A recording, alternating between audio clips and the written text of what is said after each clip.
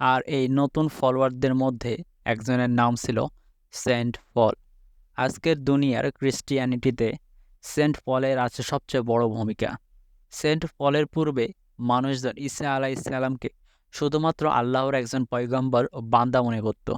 কিন্তু পল পৃথিবীতে প্রথমবারের মতো নতুন একটি কনসেপ্ট নিয়ে আসলো যে ঈসা আলাইসাল্লাম কোনো সাধারণ মানুষ ছিল না, তিনি ছিলেন আল্লাহর ছেলে এবং তিনি নিজেও একজন খোদা ছিল। আজকে পুরো পৃথিবীর খ্রিস্টানরা ঈসা আলাইসাল্লামকে খোদা মনে করে, আর এই সব কিছুর শুরু এই পল থেকে হয়েছিল। যদিও এই পল নিজের সম্পূর্ণ জীবনে কখনো ঈসা আলাইসাল্লামের সাথে মিলিত হয়নি। পল আর তার ফলোয়ারদের জন্য আস্তে আস্তে ক্রিশ্চিয়ানিটি পুরো রোমান সাম্রাজ্যে ছড়িয়ে পড়ল।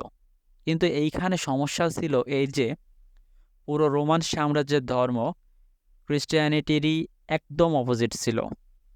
তারা সেই জামানায় জুপিটারকে পূজা করত। তো ওই রোমান মানুষদের ইমপ্রেস করার জন্য সেই জামানার ক্রিশ্চিয়ানরা নিজেদের ধর্মে কিছু পরিবর্তন আনে। নাম্বার 1, তারা ঈসা আলাইসাল্লামের নাম পরিবর্তন করে একটি কমন রোমান নাম রাখে, যেটি আজ ইংরেজিতে পরিবর্তন হয়েছে জিসাস। নাম্বার 2, রোমান সাম্রাজ্যের বেশিরভাগ মানুষ ছিল ইউরোপিয়ান, মানে তাদের বেশিরভাগই ফর্সা রঙের ছিল। কিন্তু অপরদিকে ঈসা আলাইসাল্লাম ফিলিস্তিনের হওয়ার কারণে কিছুটা ব্রাউনিশ ছিলেন। আর সেই সময়ের শ্বেতাঙ্গরা নিজেদেরকে অন্যদের থেকে অনেক বেশি সুপ্রিম ভাবত। তাই এদেরকে ইমপ্রেস করার জন্য সেই জামানার ক্রিশ্চিয়ানরা জিসাসের পেইন্টিং বানাতে শুরু করেছিল, যেখানে একদম ইউরোপিয়ানদের